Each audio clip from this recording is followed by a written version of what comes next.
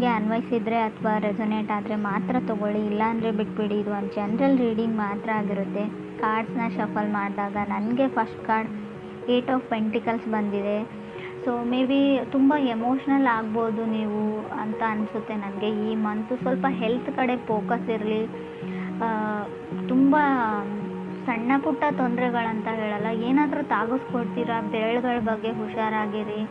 So next ಬರೋ 30 ಡೇಸ್ವರೆಗೂ ಸ್ವಲ್ಪ difficulties ಅಂತ ಹೇಳ್ತೀನಿ. ಸ್ವಲ್ಪ ಪೇಷನ್ಸ್ ಇಂಪಾರ್ಟೆಂಟ್. ಹಾಗೆ ಸ್ವಲ್ಪ ಹೊಸ ವ್ಯಕ್ತಿಗಳನ್ನ ಮೀಟ್ ಆಗ್ತೀರಾ, ಮೋಸ ಹೋಗೋ ಚಾನ್ಸಸ್ ಕೂಡ ಅಷ್ಟೇ ಇರುತ್ತೆ. ಸಡನ್ ಡಿಫಿಕಲ್ಟೀಸ್ನ ಕೂಡ ನಾನು ಹೇಳ್ತೀನಿ. 8 of pentacles paying bills and loans ಅಂತ ಹೇಳುತ್ತೆ. 9 to 5 ವರ್ಕ್, ಓವರ್ ವರ್ಕ್ ನಿಮ್ಮದು, ನಿಮ್ಮ ಪಾರ್ಟ್ನರ್ದು. ಚಾಲೆಂಜಸ್ ಇಂಪ್ರೂವ್ ಆಗುತ್ತೆ, ಸ್ವಲ್ಪ ನೀವು ಬ್ಯಾಲೆನ್ಸ್ನ ನೋಡ್ತೀರಾ. ಸೆಕೆಂಡ್ ಕಾರ್ಡ್ ನನಗೆ 8 ಆಫ್ ವಾಂಡ್ಸ್ ಬಂದಿದೆ. ತುಂಬ ಕಾನ್ಸಂಟ್ರೇಷನ್ ಅಗತ್ಯ ಇದೆ ರಿಲೇಷನ್ಶಿಪ್ ಬಗ್ಗೆ ಮತ್ತು ನೀವು ಮಾಡೋ ಕೆಲಸದ ಬಗ್ಗೆ ಅಂತ ಕೂಡ 8 ಆಫ್ ವಾಂಡ್ಸ್ ಹೇಳ್ತಾ ಇದೆ. ಸೊ ಥರ್ಡ್ ಕಾರ್ಡ್ ನನಗೆ ನೈಟ್ ಆಫ್ ವಾಂಡ್ಸ್ ಬಂದಿದೆ. ತುಂಬ ಹಾರ್ಡ್ ವರ್ಕಿಂಗ್ ಇದ್ದೀರಾ. ನಾನು ಆಗಲೇ ಹೇಳಿದೆ, ಸ್ಯಾಟರ್ನ್ ಇದ್ದಾನೆ ಅಂದರೆ ಹಾರ್ಡ್ ವರ್ಕ್ ನೀವು ಮಾಡಲೇಬೇಕು. ಸೊ ಕೆಲವರು ಈ ಚಾಲೆಂಜಸ್ಸಿಂದ ಹೊರಗಡೆ ಹೋದ್ರಾಯ್ತು ಅನ್ನೋ ಪ್ಲ್ಯಾನಲ್ಲಿದ್ದೀರಾ, ಬಟ್ ಅದು ಹಾಗಾಗೋದಿಲ್ಲ. ನೀವು ಅದನ್ನೆಲ್ಲ ಕ್ಲಿಯರ್ ಮಾಡೇ ನೀವು ಲೈಫ್ ಇರೋದೇ ಹಾಗೆ, ಏನೂ ಮಾಡೋಕ್ಕಾಗೋದಿಲ್ಲ.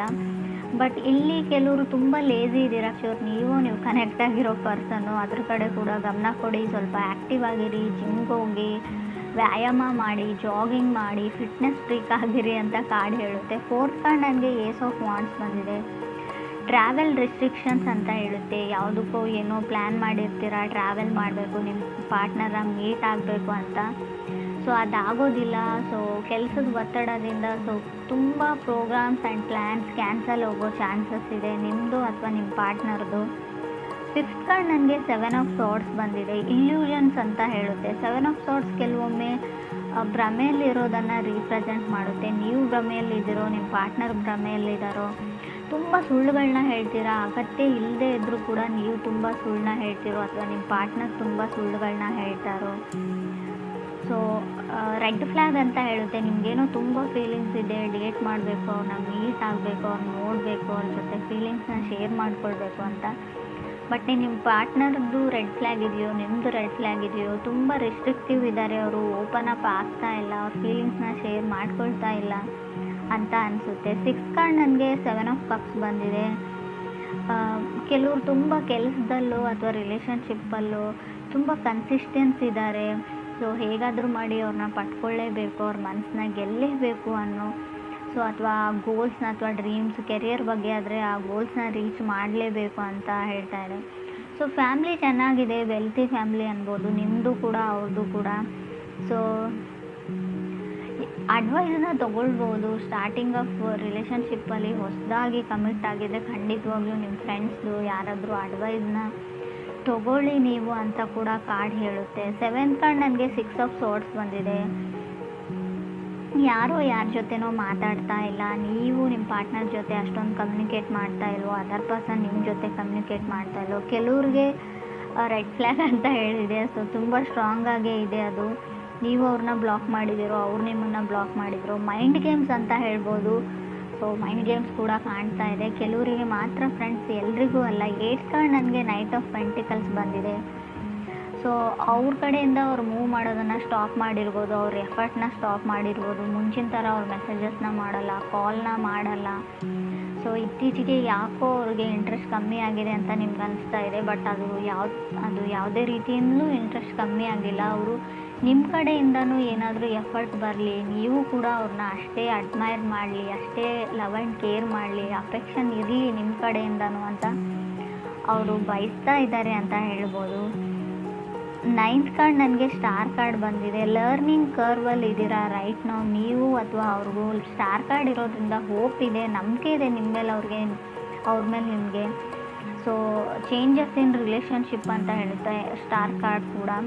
10th ಕಾರ್ಡ್ ನನಗೆ 6 ಆಫ್ ಪೆಂಟಿಕಲ್ಸ್ ಬಂದಿದೆ. ಕೆಲವರು ಇತ್ತೀಚೆಗೆ ಕೆಲಸ ಸಿಕ್ಕಿದೆಯೋ, ಕೆರಿಯರ್ ಸೆಟಲ್ ಆಗಿದ್ದೀರೋ, ಇತ್ತೀಚೆಗೆ ಮನೆಯಲ್ಲಿ ಫ್ಯಾಮಿಲಿ ಮೆಂಬರ್ಸ್ ನಿಮಗೆ ಜವಾಬ್ದಾರಿ ಕೊಟ್ಟಿದ್ದಾರೋ. ಲರ್ನಿಂಗ್ ಟು ಪೇ ಬಿಲ್ಸ್ ಅಂತ ಹೇಳುತ್ತೆ. ಏನಾದರೂ ಡೀಪ್ ಸ್ಟಫ್ಸ್ನ ಬೈ ಮಾಡೋದು, ಪ್ರಾಪರ್ಟಿ ಖರೀದಿ ಮಾಡೋದು, ವೆಹಿಕಲ್ಸ್ನ ತೊಗೊಳ್ಳೋದು, ತುಂಬ ರೆಸ್ಪಾನ್ಸಿಬಿಲಿಟೀಸ್ನ ತೊಗೊಳ್ತಾ ಇದ್ದೀರಾ ಕೆಲವರು ಅಂತ ಕೂಡ ಕಾರ್ಡ್ ಹೇಳುತ್ತೆ. ತುಂಬ ಲೇಝಿ ಇದ್ದರೆ ಮುಂಚೆ ಫ್ಯಾಮಿಲಿ ಮೆಂಬರ್ಸ್ ನೋಡ್ಕೊಳ್ತಾರೆ, ಪೇರೆಂಟ್ಸ್ ನೋಡ್ಕೊಳ್ತಾರೆ, ಸೊ ಅದ್ರ ಬಗ್ಗೆ ಎಲ್ಲ ನಾನು ಯೋಚನೆ ಮಾಡಲ್ಲ ಅಂತ ಅಂದ್ಕೊಳ್ತಿದ್ರಿ. ಬಟ್ ಇತ್ತೀಚೆಗೆ ಎಲ್ಲ ಜವಾಬ್ದಾರಿಗಳು, ಸೊ ಇದು ನಿಮ್ಮ ಜೊತೆ ಆಗ್ತಾ ಇರ್ಬೋದು ಈ ಸಿಚುವೇಶನ್, ಅಥವಾ ನಿಮ್ಮ ಪಾರ್ಟ್ನರ್ ಲೈಫಲ್ಲಿ ಕೂಡ ಆಗ್ತಾ ಇರ್ಬೋದು ಅಂತ ಕಾರ್ಡ್ಸ್ ಹೇಳುತ್ತೆ. 11th ಕಾರ್ಡ್ ನನಗೆ 8 ಆಫ್ ಕಪ್ಸ್ ಬಂದಿದೆ. ವಾಕಿಂಗ್ ಅವೇ ಅಂತ ಹೇಳ್ಬೋದು. 8 ಆಫ್ ಕಪ್ಸ್ ಯಾರಿಂದನೂ ನೀವು ದೂರ ಸರಿಯೋಕ್ಕೆ ಟ್ರೈ ಮಾಡ್ತಾ ಇದ್ದೀರಾ. ಕೆಲವರು ಸ್ವಲ್ಪ ಮಟ್ಟಿಗೆ ಇಗ್ನೋರ್ ಮಾಡ್ತಾ ಹೋಗ್ತಾ ಇದ್ದೀರಾ ಅಂತ ಹೇಳ್ಬೋದು. ಫ್ರೆಂಡ್ಸ್, ಇದು ಎಲ್ರಿಗೂ ಅಲ್ಲ, ಕೆಲವ್ರಿಗೆ ನಿಮ್ಮ ಪಾರ್ಟ್ನರ್ ನಿಮ್ಮನ್ನು ಇಗ್ನೋರ್ ಮಾಡ್ತಾ ಇದ್ದಾರೋ ಅಥವಾ ನೀವು ನಿಮ್ಮ ಪಾರ್ಟ್ನರ್ನ ಇಗ್ನೋರ್ ಮಾಡ್ತಾ ಇದ್ದೀರೋ, ದೂರ ಹೋಗಬೇಕು ಅಂತ ಅನಿಸಿದೆ. ಕೆಲವ್ರಿಗೆ ಇಂಟ್ರೆಸ್ಟ್ ಕಮ್ಮಿ ಆಗಿದೆ ಅಂತ ಕೂಡ ಹೇಳುತ್ತೆ. ಆಗಲೇ ಹೇಳಿದೆ, ಏನಾದರೂ ಪ್ರಾಪರ್ಟಿನ ಬೈ ಮಾಡ್ತೀರಾ ಅಂತ. ಕೆಲವರು ಮನೇನ ಪರ್ಚೇಸ್ ಮಾಡಬೇಕು ಅಂತ ಅಂದ್ಕೊಂಡಿದ್ದಾರೆ. ಕೆಲವರು ಓವರ್ ಕಮಿಟ್ ಆಗಿದ್ದೀನಿ ಅಂತ ಅನ್ನಿಸ್ತಾ ಇದೆ. ನಾನು ಆಗಲೇ ಹೇಳಿದೆ, ಯಾವುದ್ರ ಹಿಂದೆನೂ ಕೂಡ, ಯಾರ ಹಿಂದೆನೂ ಕೂಡ ನೀವು ತುಂಬ ರಶಲ್ಲಿ ಹೋಗಬೇಡಿ, ತುಂಬ ಓವರ್ ಕಮಿಟ್ ಆಗಬೇಡಿ ಅಂತ ಹೇಳುತ್ತೆ. ಸೊ ನಿಮ್ಮ ಮನಸ್ಸು ಏನು ಹೇಳುತ್ತೆ ಅದನ್ನು ಮಾಡಿ, ಪರವಾಗಿಲ್ಲ. ಆದರೂ ಕೂಡ ಅವ್ರಿಗೆ ನೀವು ಹೆಸಿಟೇಟ್ ಮಾಡ್ತಾ ಇದ್ದೀರಾ, ಇರಿಟೇಟ್ ಮಾಡ್ತಾ ಇದ್ದೀರಾ ಅನ್ನೋದ್ರ ಬಗ್ಗೆ ಕೂಡ ಯೋಚನೆ ಮಾಡಿ. ಸ್ವಲ್ಪ ಸ್ಟಾರ್ಟಿಂಗಲ್ಲಿ ಸ್ವಲ್ಪ ಪೇಷನ್ಸ್ ಇಂಪಾರ್ಟೆಂಟ್ ಆಗುತ್ತೆ. ಅವ್ರನ್ನ ನೀವು ಅರ್ಥ ಮಾಡ್ಕೊಳ್ಳೋಕೆ ಟ್ರೈ ಮಾಡಿ, ಅಥವಾ ನೀವು ಅವ್ರು ನಿಮ್ಮನ್ನು ವೈಸ್ ವರ್ಸ ಅಂತ ಕಾರ್ಡ್ ಹೇಳುತ್ತೆ. 12th ಕಾರ್ಡ್ ನನಗೆ 2 ಆಫ್ ಸಾರ್ಡ್ಸ್ ಬಂದಿದೆ. 13th ಕಾರ್ಡ್ ಏಸ್ ಆಫ್ ಸಾರ್ಡ್ಸ್ ಬಂದಿದೆ. ಸೊ ಅವ್ರು ಯಾಕೋ ಮಾತಾಡ್ತಾ ಇಲ್ಲ ನಿಮ್ಮ ಜೊತೆ ಅಂತ ಅಂದ್ಕೊಳ್ತೀನಿ ನಾನು. ನಿಮ್ಮ ಪಾರ್ಟ್ನರ್ ನಿಮ್ಮ ಜೊತೆ ಮಾತಾಡ್ತಾ ಇಲ್ಲ. ಸೊ ತುಂಬ ಸೇಫ್ಗೆ ಮಾಡ್ತಾರೆ ಅವರು, ಸೇಫಾಗಿರೋಕ್ಕೆ ಟ್ರೈ ಮಾಡ್ತಾರೆ. ಮೇ ಬಿ ಕೆಲವ್ರಿಗೆ ತುಂಬ ಟಾಕ್ಸಿಕ್ ರಿಲೇಷನ್ಶಿಪ್ಪಲ್ಲಿ ಇದ್ರಿ, ನಿಮ್ಮ ಫ್ಯಾಮಿಲಿ ಮೆಂಬರ್ಸ್ ನಿಮ್ಮನ್ನು ಸೇವ್ ಮಾಡಿದರು, ಆ ವ್ಯಕ್ತಿ ಸರಿ ಇಲ್ಲ ಅಂತ ಹೇಳಿದರು, ಅದಾದಮೇಲೆ ನೀವು ಹೊರಗಡೆ ಬಂದ್ರಿ. ಸೊ ಟೈಮ್ ಟು ಲರ್ನ್ ಅಂತ ಹೇಳುತ್ತೆ. ಕಲಿಯೋದಕ್ಕೆ ತುಂಬ ಇದೆ ಕೆಲವ್ರಿಗೆ ಲೈಫಲ್ಲಿ, ಅದನ್ನು ಕಲಿಯೋದಕ್ಕೆ ಟ್ರೈ ಮಾಡಿ, ಲೈಫ್ ಲೆಸನ್ಸ್ನ ಕಲೀರಿ ಅಂತ ಹೇಳುತ್ತೆ. ಇನ್ನೂ ತುಂಬ ಟೈಮ್ ಇದೆ ನಿಮಗೆ. ಯಾವ ವ್ಯಕ್ತಿಗಳು ಯಾವ ಥರ, ಯಾರ ಜೊತೆ ಹೇಗೆ ನಡ್ಕೊಳ್ಬೇಕು ಅನ್ನೋದನ್ನು ಕಲೀರಿ. ಯಾವಾಗಲೂ ಫನ್ ಆ್ಯಂಡ್ ಜೋಕಲ್ಲೇ ಇರಬೇಡಿ ಅಂತ ಕೂಡ ಕಾರ್ಡ್ಸ್ ಹೇಳುತ್ತೆ.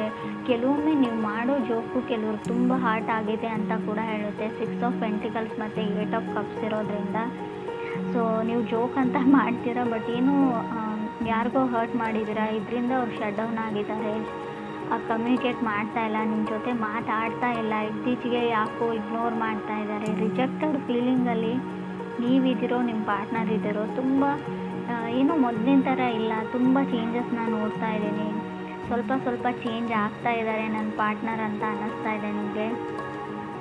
ಇದರಿಂದ ಟ್ರಿಗರ್ ಆಗ್ತಾ ಇದ್ದೀರಾ, ಇಬ್ಬರಲ್ಲೊಬ್ಬರು ಹರ್ಟ್ ಆಗ್ತಾ ಇದೆ ನಿಮಗೆಲ್ಲೋ ಒಂದು ಕಡೆ. ಬಟ್ ನೀವು ಅದನ್ನು ಓಪನ್ ಆಗಿ ಅವ್ರ ಜೊತೆ ಡಿಸ್ಕಸ್ ಮಾಡಿಲ್ಲ. ಸೊ ಅದನ್ನು ಕೇಳಿಬಿಡಿ, ಅವ್ರಿಗೆ ಏನು ಪ್ರಾಬ್ಲಮ್ಮು, ಏನು ನಡೀತಾ ಇದೆ ಅಂತ. ಸೊ ಒಂದು ಸಲ ಕ್ಲಿಯರ್ ಮಾಡಿಕೊಂಡು, ಸೊ ಅದರಿಂದ ಅವ್ರಿಗೆ ಇಷ್ಟ ಇಲ್ಲ ಅಂದರೆ ಅದರಿಂದ ಹೊರಗಡೆ ಬನ್ನಿ ಅಂತಲೇ ನಾನು ಹೇಳ್ತೀನಿ.